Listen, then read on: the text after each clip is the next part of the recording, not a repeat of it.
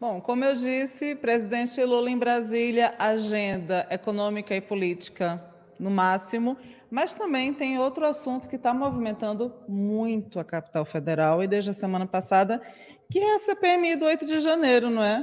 A gente falou sobre ela na semana passada em mais de uma ocasião e em mais de uma ocasião por coisas não muito legais, como brigas e discussões, e, enfim, a gente teve sessão suspensa na semana passada. Foi uma semana muito turbulenta, por assim dizer, para a CPMI do 8 de janeiro. E essa semana tem uma coisa no radar do colegiado, que é delação premiada. Será que delação premiada em CPMI agora pode, não pode? Realmente o pessoal vai levar adiante essa ideia? Bom, quem vai responder essa pergunta para a gente é o deputado Duarte Júnior, que integra a comissão, que já está on também. Está aí? Está conectado? Tudo bem, deputado? Como vai? Oi, Júlia, tudo bem? Prazer falar contigo, falar com todos aqui que acompanham essa grande audiência do Antagonista.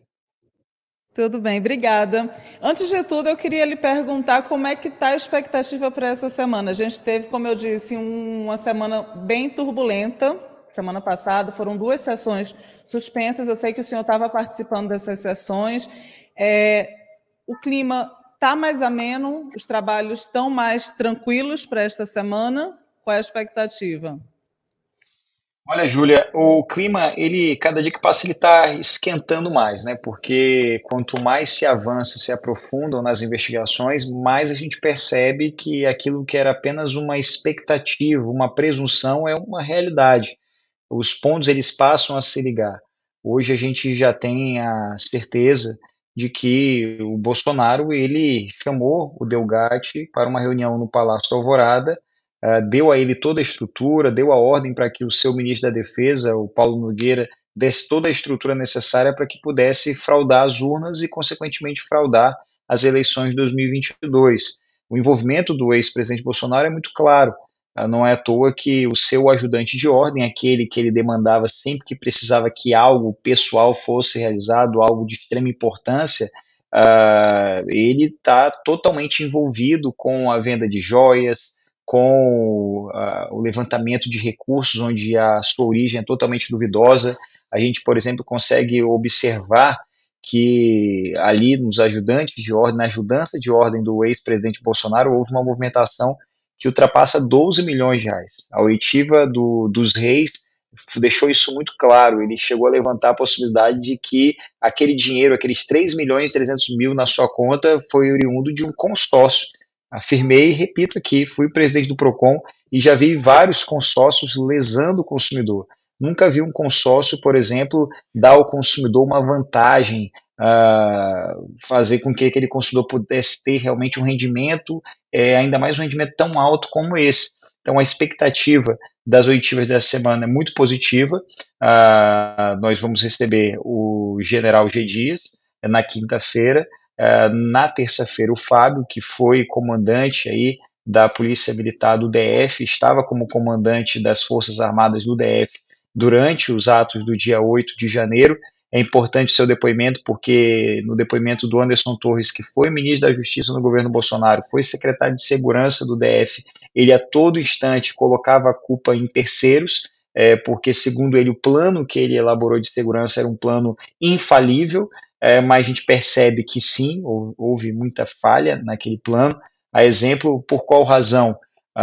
De acordo com esse plano, só caberia à Força Nacional garantir a segurança do prédio do Ministério da Justiça e do prédio da Polícia Federal.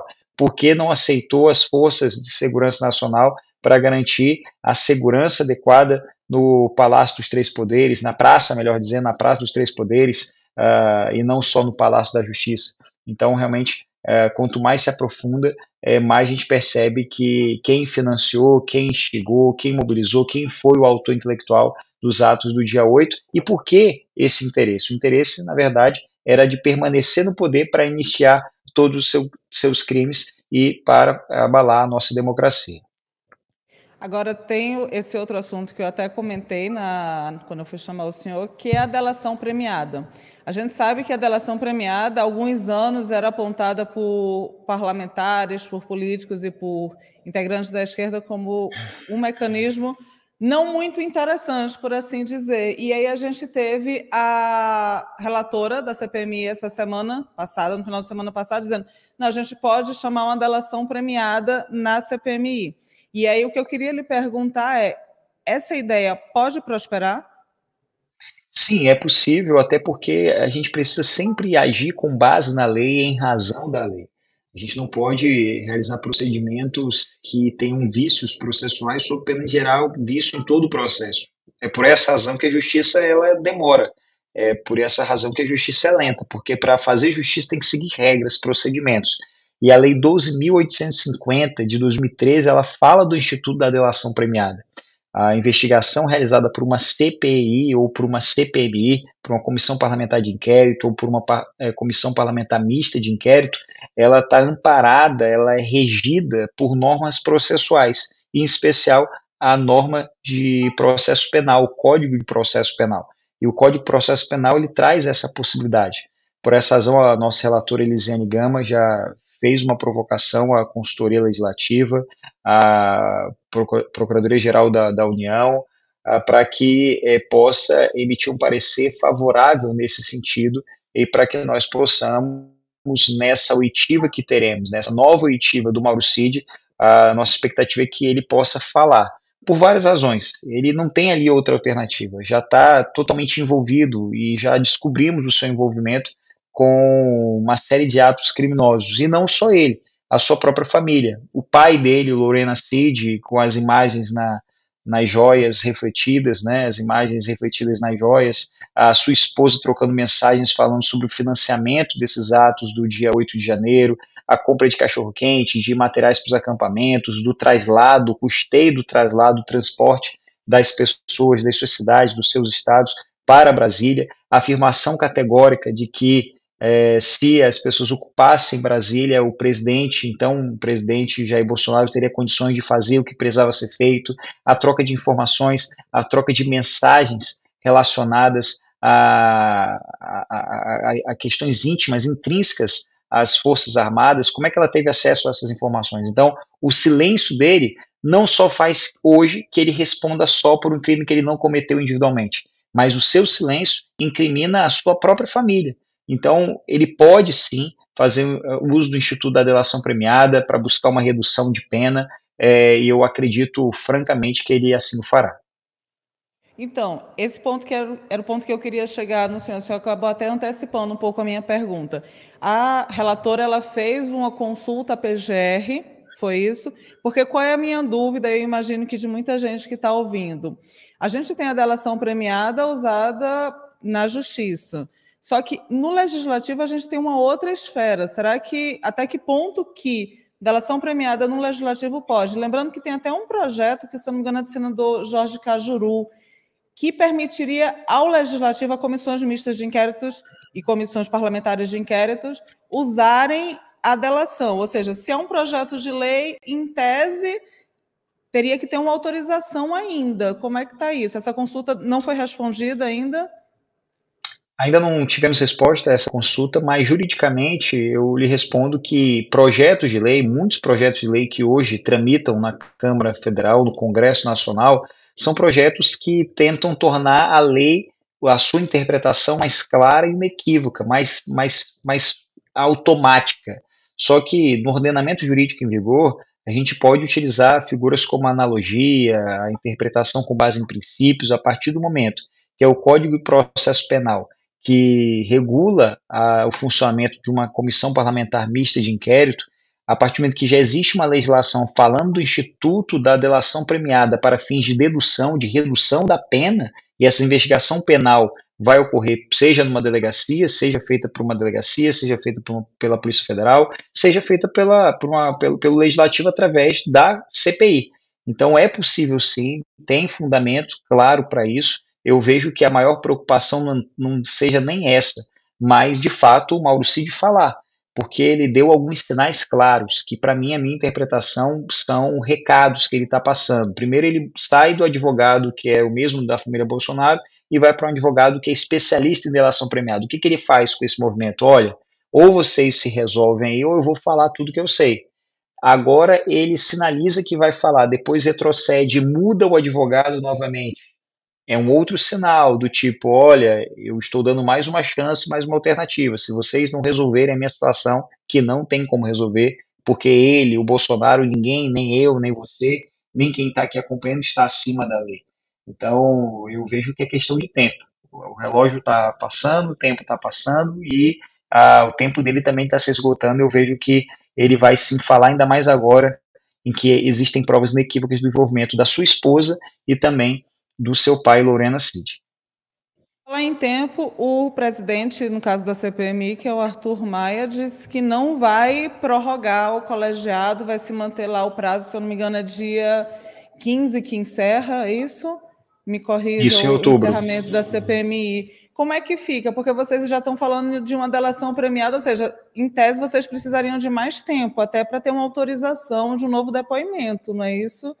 Existe margem para se Olha, negociar isso? Vocês pretendem, como é que se diz, tentar pressionar o presidente de alguma forma para esticar o tempo do colegiado? eu sinceramente acho que já existem elementos suficientes. Eu não vejo necessidade, se o curso da investigação correr como há o planejamento, eu não vejo necessidade de uma prorrogação. O presidente Arthur Maia disse que iria, na próxima reunião, colocar todos os requerimentos que foram apresentados para serem votados. Aprovando esses requerimentos, convocando e fazendo uma espécie de reuniões extras, marcando uma reunião na terça-feira, marcando uma reunião na quarta, na quinta-feira, 3 reuniões por semana, é razoável, a gente consegue sim ter acesso a mais elementos, mais informações para que essa CPMI não acabe em pizza, como muitas acontecem, mas que ela possa ser útil à sociedade e demonstrar aquilo que nós estamos buscando desde o início. Quem financiou, quem instigou, quem pensou, quem de algum modo auxiliou esses atos e fazer com que essas pessoas sejam severamente punidas. Perfeito. Só para concluir, deputado, o que eu queria lhe perguntar em relação ao depoimento do G. Dias, que é quinta-feira. Tem uma expectativa muito grande. Inicialmente, queria-se que ele fosse um dos primeiros a ser convocados. O governo, os parlamentares da base governista tentaram empurrar para mais adiante. Como é que deve ser o foco desse depoimento? E aí eu estou lhe perguntando, o senhor como parlamentar que integra o grupo mais alinhado ao governo, qual deve ser o foco dos questionamentos sobre o G. Dias? Primeiro o que ele sabia, né? Se ele sabia de alguma coisa, o que ele sabia? O que ele fez com essa informação? Segundo, esclarecer o que foi que aconteceu ali dentro. Eu te confesso que ele é general, mas ele não é super-herói, ele não é o Rambo. Ele tem mais de 70 anos. Então, tu olha num estabelecimento como aquele, dentro do palácio, pessoas invadiram, pessoas quebraram. Não tem como ele pegar uma faca, botar no dente, amarrar uma faixa vermelha na testa e dar um golpe de samurai e mobilizar todo mundo. Só em filme do Rambo que isso acontece. Então, chega a ser absurdo querer transformar o algoz numa vítima. Querer dizer que a culpa de tudo aquilo que aconteceu foi dele. Não, ele tem responsabilidade? Tem, e isso a gente vai identificar. Talvez não tenha trabalhado com as informações que recebeu como devia ter trabalhado, mas isso não o faz autor de tudo aquilo que aconteceu. Não o faz nem como cúmplice ou talvez partícipe. Não, pelo contrário, ele deverá responder no limite nas razões da sua responsabilidade. Mas quem deve responder por aquele ato é quem planejou, quem praticou, e não quem ali não teve condições de se defender. Não podemos aceitar a tese de defesa de um estuprador, que alega que estuprou a vítima por causa da saia que estava usando, por causa do decote que estava aparente. Isso é um absurdo. Estupro é crime, assim como invadir e depredar patrimônio público é crime. E esses deverão ser punidos, e eu garanto que serão punidos, porque nós estamos dedicando para demonstrar que a lei ela existe e tem que ser cumprida por todos. Perfeito. Deputado, eu queria lhe agradecer. Eu sei que o senhor está com um tempo bastante curto, então agradeço duas vezes, duplamente, por ter aceitado o convite para participar do programa hoje, viu? E a gente vai continuar acompanhando a CPMI, que é um assunto que interessa muito a todo mundo que está ouvindo ou assistindo a gente. Então, assim, CPMI essa semana, provavelmente desfecho da delação premiada ou não, e, pelo que o senhor está falando, a tendência é uma intensificação de agenda. Então, a gente deve ter mais depoimentos aí no radar, não é isso? Exatamente, estamos lutando por isso, trabalhando para que mais pessoas possam ser ouvidas, tanto para garantir um contraditório, ampla defesa, mas também para garantir mais acesso a informações e fazer a cariação entre essas informações, que é fundamental. Eu agradeço, Júlia, aqui pela oportunidade, é sempre um grande prazer conversar contigo, dar entrevista para você, falar aqui com todos do Antagonista, sem precisar, a gente está aqui à disposição. Muito obrigada, e o espaço aqui está sempre aberto quando quiser voltar também. Tá bom? Tá bom, um abraço. Boa semana.